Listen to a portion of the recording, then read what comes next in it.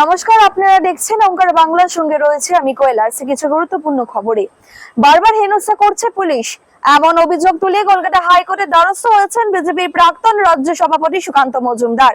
সেই মামলায় এবার হলফনামা চাইল আদালত।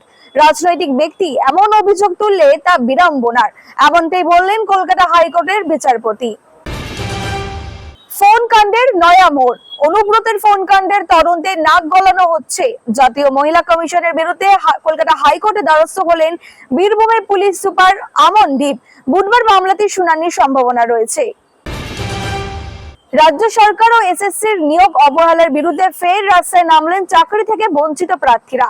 সোমবার রাত থেকে শুরু হয়েছে মুষলধারে বৃষ্টি। তার মধ্যেই মঙ্গলবার সকালে হাওড়ার ময়দানে শরৎ সদনের সামনে জমায়েত হতে শুরু করেছেন এসএসসির গ্রুপ সি ও গ্রুপ ডির বহু চাকরি প্রার্থীরা। তাদের স্পষ্ট ঘোষণা, আর অপেক্ষা নয়, এবার নবান্ন ঘেরাও। এরকমই বিভিন্ন ধরনের আপডেট পেতে হলে অবশ্যই চোখ রাখবেন ওঙ্কার বাংলার ডিজিটালে।